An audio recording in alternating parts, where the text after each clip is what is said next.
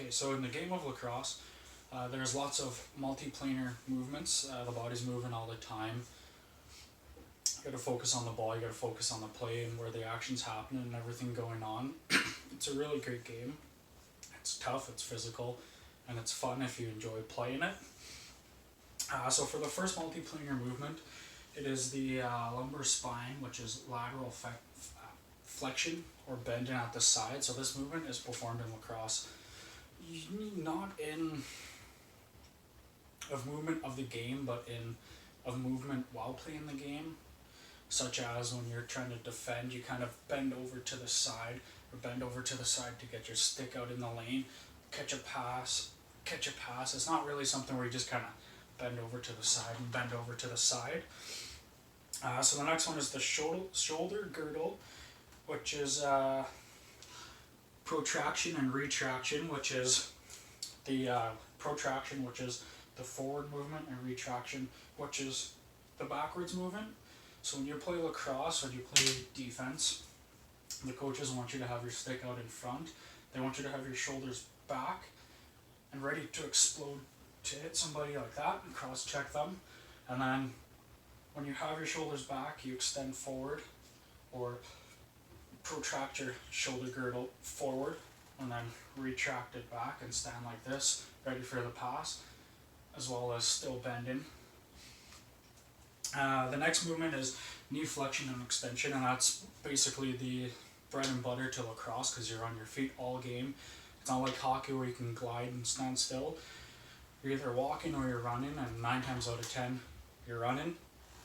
So when you're running, obviously flexion and extension happens. So you extend your leg forward, flex, come back, bring the other leg, and so on.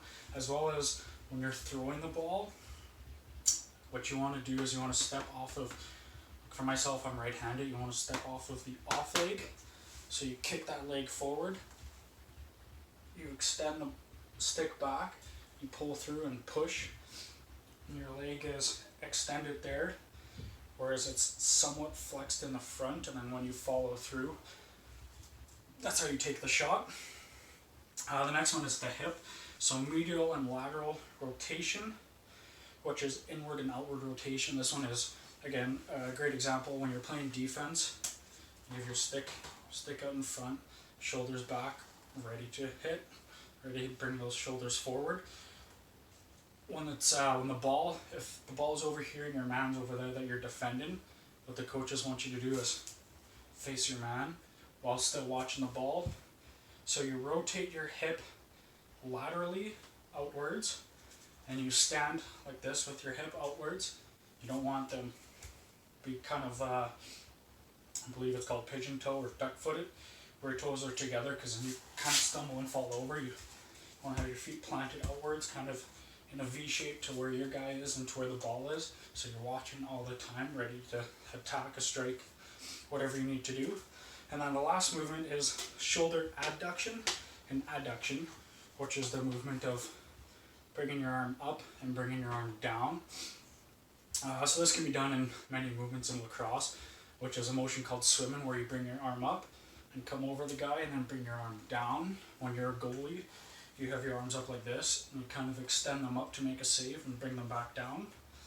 As well as this, when you're, again, playing defense, you want to have your arms up in the space of the ball in the passing lane, ready to block a pass, catch a pass.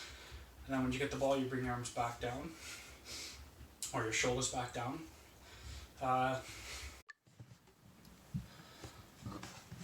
Okay, so the second part of the video here, we're going to be talking about, I'm sorry, I'm going to completely butcher this, tensegrity model, or the tensegrity shapes. So the one that I made is the sixth dowel, the sixth elastic band shaped, and how it relates to human posture and movement. So I guess the number one relation that I found while making this shape was, like the human body, take this out to give an example. When you have too much tension on one side or on one part of the body, so to relate to the human body, if you have a tight chest, which is these muscles right here, They're really, really tight. They pull everything forward in the shoulder. They pull the shoulder blade forward, the back forward. Just round your shoulders. Again, like how this is doing, it's pulling everything down, which puts a lot of strain. This is taken off. But it puts a lot of strain on the back, and it makes the muscles very, very, very, very tight. So if this was here, gotta get it back in the slot again. So if this was here and it was tilted forward like that, you can see in the elastic bands there's a lot of tension, there's a lot of strain there. So when your shoulders are pulled forward with poor posture, with people who have hunched backs, their chest is pulled forward and it puts a lot of strain on their back, on muscles and ligaments in the back, which can cause major back issues and major back problems and tears and strains and all that wonderful stuff.